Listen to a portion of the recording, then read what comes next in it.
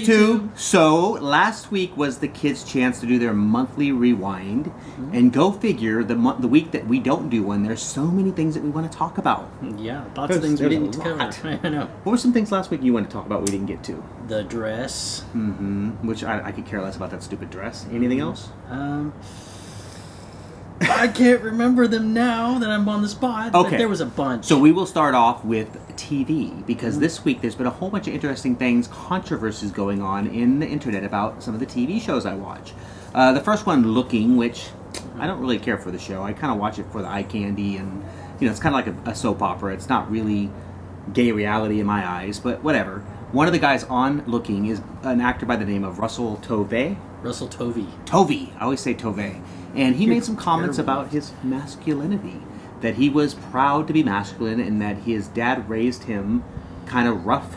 Yeah, I think he said he was thankful for his masculinity. He was thankful for being masculine. Thankful that he wasn't feminine. And the world, the internet, went crazy. Sometimes our community will take the littlest comment and blow it up into a huge controversy. And there's nothing wrong with being proud or liking the fact that you're masculine, just like there's nothing wrong with being proud and liking the fact that you're feminine. Okay, well, just taking devil's advocacy here, though. I mean, doesn't that say, well, I'm happy that I am the way I am? Doesn't that make the people that aren't that way feel like, well, maybe I should feel bad for I don't feel like that's people's responsibility. You be happy for who you are, and you like yourself for who you are. And if you're, when flamboyant gay men say I'm flamboyant, and I'm, and I like that about myself, and I love that, we cheer. Like if somebody holds a sign saying I'm feminine and I'm proud, we cheer for that. Would we not cheer? Yes, thank you for liking yourself and loving yourself. Yes, this is true. But from my own point of view, from my personal point of view, it's just better for people to be who they are and not care whether it's got a masculine or feminine label on it. Exactly. The problem I have with it is when an actor comes out and says they are glad that they're masculine, the whole gay community goes crazy, and it's like he's done something really wrong. Instead of putting some of that energy attacking people who are anti-gay or actually trying to hurt our communities, we go after each other. Kind of like what we did with RuPaul with the whole she-male and RuPaul controversy. It's pretty much, it's a waste of energy, and you should be proud if you're masculine, you should be proud if you're feminine. It doesn't make a difference who you are as long as you love yourself. So I just feel like, he came out and apologized for saying what he said. I really don't agree with the fact that he should have apologized. Well, if I was him... How does RuPaul say it? How the hell are you going to love somebody else? You can't love yourself unless, you're transsexual and you don't like RuPaul. I'm screwing it all. Well, I mean, so, RuPaul got a lot of crap for that. Yeah. But my favorite controversy for TV is a show that we all watch as a family, and the two girls in our house, Selena and our foster daughter, both went, oh, they kissed! So take a look at this clip.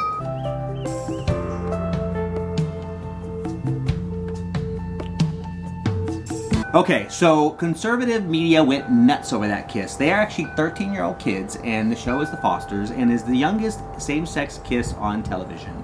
And I actually thought it was very sweet. If you've actually been watching The Fosters, you know these two have had their ups and downs. And the one boy is probably, I don't know if he's closeted or just experimenting. Yeah, it's really uncertain where he's at in his relationship with Jude.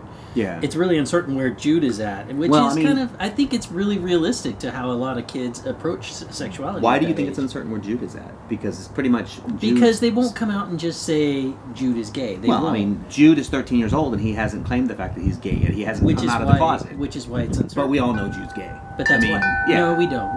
We all do. If you watch the show, he's super sensitive. He likes boys. He has Star Wars posters all over his room, which is an indication of homosexuality. What the hell does that mean? Every huge Star Wars fan I've ever met has been a big gay guy. So when this guy was in his 20-somethings, his room was covered in Madonna posters. Not naked women, Madonna. Speaking of Madonna, did you guys see her at the Grammys? Because she did an amazing job singing her new song, but then she went to the Brit Awards and fell down the steps. So she actually came out and gave a statement. The reason I can fall down the steps is because I am so healthy and in shape that I can fall down the steps and get up and start singing all over again. So hoorah, Madonna. She's always a champ. She's also been in the news a lot for her comments about ageism, about how ageism is a real thing and we need to stop doing that to people. But the controversy around that, it's not so much she's saying anything about ageism, and there's been an actress, I can't think of her name, that just got called to carpet for saying... Well, I think it was ageism, because she got upset that people were saying she was too old to continue to be performing like that. Yeah, but the real controversy started when people were attacking her for comparing it to gay rights. And there's that other actress who compared the women's struggle towards gay rights, and she got a lot of controversy from our community saying you shouldn't compare the two, which I went, what? We get in trouble for comparing our struggle to to the African American struggle all the time, right? And do we get mad about that, or is it something that we think you shouldn't compare? No, I don't, Yeah. because I think every gay person knows that everybody's struggle is different. Because, gay people, we all have being gay in common. We do come from different areas of life. None of us are the same as each other. I don't agree with you. I think all struggles for any type of equality is the same, whether it's ageism, whether it's females' rights, whether it's gay rights, whether it's African American rights. I think if any minority group of people is being discriminated against, then I think it's wrong. And you can't compare the and struggles. there is solidarity in that, but that does not mean that those struggles are exactly But there one struggle. is not solidarity in that, and I think that's where the problem is. Groups tend to think from themselves, and they don't like when gay people getting mad at Madonna for comparing ageism to the LGBT struggle, and for the gay community to get mad at I wish I could remember her name, comparing the women's rights to the gay struggle. But you love the professionalism in these videos. Yeah, but it doesn't matter what your struggle is. I mean, my only issue, I think, with the women's rights issue is, women definitely need a stronger voice, but that's because women don't speak up. Women need to take charge, and they need to. I mean, they're over 50% of the population in the United States. There's no reason in the world that women should not have all their rights, and they shouldn't have pay equality, and they shouldn't have all the same protections that men have. To me, it's exactly the same as when we're fighting for marriage equality, and a lot of gay people would step up and say, "I don't think we need marriage." There's not one unified voice in any community that says this is what we want, this is what we need, and this is how we're going to get it. So, I mean, for women's rights to advance, you really need to have some sort of a consensus or a majority that moves that forward, and it takes everybody speaking up and being a part of that. And it takes other communities speaking up for different communities. Just we're not black and we're not African American, but we definitely can speak out when we see a wrong in the African American community. So I think that you can be outside of the community and help that community with their movement. Mm-hmm. Some of the top people in Martin Luther King's team were gay men, and they were fighting for equality for all people. And I guess they got left behind. To me, this whole argument comes back to Russell Tovey's comments. It's that it's not enough to talk at somebody. You have to educate people. You have to engage them in conversation. Because you're right, it's not just women. It's not just gay people fighting for gay rights. It's allies. It's all of us speaking up for each other as a group. So, you can't do that unless you're able to put somebody in your shoes. And people can't be offended when somebody else uses them as an example. I mean, saying something that you're proud of yourself doesn't mean you can't be proud of other people. I think, you hurt everybody's causes when we separate things so much. So since we're being somewhat political, I think we should get on to our next political topic. And YouTube, you'll notice that I'm getting distracted. It's because we're out here in our garden in the middle of... It's like 75 degrees. It's still winter, okay? It is technically winter in California, but you could not tell. Yeah, it's beautiful. I was doing some gardening. I did some planting today. It was actually pretty nice. So for those of you who are still, snowed in, we're sorry. We're not trying to rub it in your face, but it is beautiful. But it's 70 degrees here in California, so it's pretty awesome. Which means in the middle of August, it'll be hotter than all get out. Cheers to spring. Cheers to spring. Yeah. Okay, so on to politics. First on our list was... Man, it was a busy week for politics. Ben Carson in his comments that people become gay in prison. The prison turns people gay. They go in straight, they come out gay. Like a big gay factory. Now, the cool thing about this was he was attacked by everybody, even conservative Republicans. Take a look at this clip. Put it in this context. 8, 10 years ago, even 2 years ago, homophobic statements would have been, if not embraced, not viewed as having generated any political liability. Look what's happening even in, quote, the other party today. Seriously. Don't misread the political trends in history here. Now, every ridiculous assertion from Dr. Carson on, I mean, Jesus God.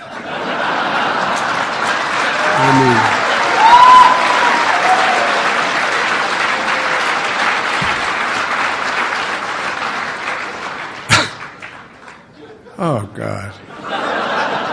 I mean, it's kind of hard to fathom, isn't it? But think about the universal ridicule. That wouldn't have happened 2 years ago, 5 years ago. It matters. It matters. It shocks the conscience that at this moment in America history, 29 states in America, people are denied basic dignity because of who they are or who they love. Okay, so I have to kind of echo his sentiments there, because you gotta just, when you hear comments like Ben Carson's, you just want to go, what the hell are you thinking? Well, Ben Carson running for the Republican nomination for president to me is like, what the hell are you thinking? I mean, there's no way in hell that conservative Republicans are going to nominate a black man to be their candidate for the president of the United States. But he's very delusional, thinking that gay men go into prison, or straight men go into prison. They may go into prison and have lots of gay sex. I don't think that doesn't mean they're gay. I don't think, to my memory, that this is the first time Ben Carson has stepped up and said something like this. No, but it's the first time that the Conservative Party and the Republicans have called him to task. Yeah. You know, it's the first time that Republicans said, hey, we don't want this anymore. Can we get on to the next topic? Let's leave the gay people alone. It's a losing fight for us.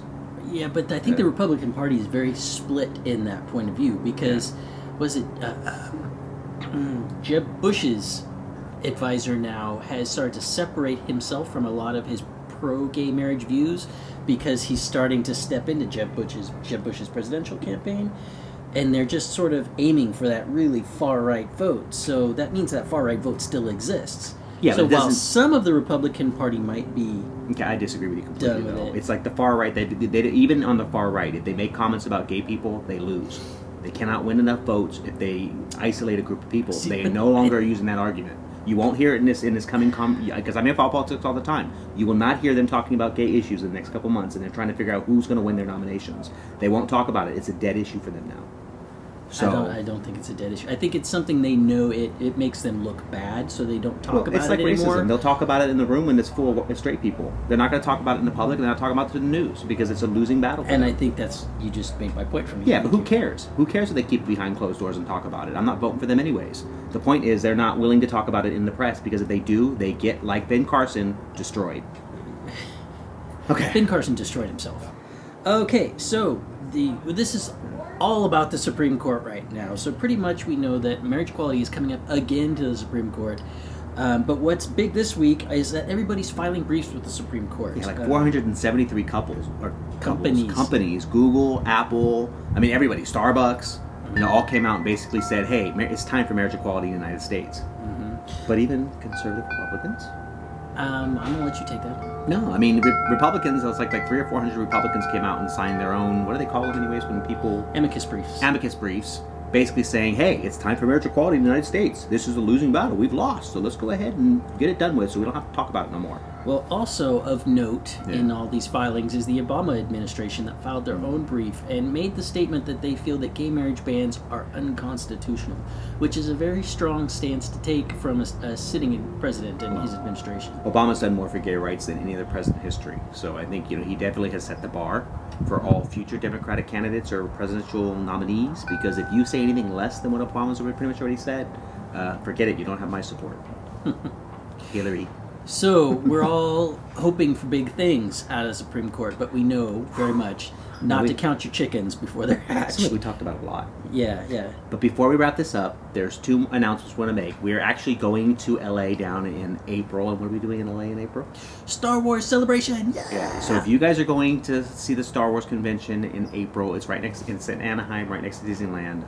Come out and see us and hang out. We'd love to see our fellow nerds. Mm-hmm. And on that note, me and Daniel and Wolfie are heading to Japan this month, in 2 weeks. So we have not had anybody reach out to us from Japan yet, but I'm hoping that there's somebody who lives in Tokyo that watches our videos that would like to come out and see me and Daniel and Wolfie and maybe show us your town. Until next time, YouTube, bye.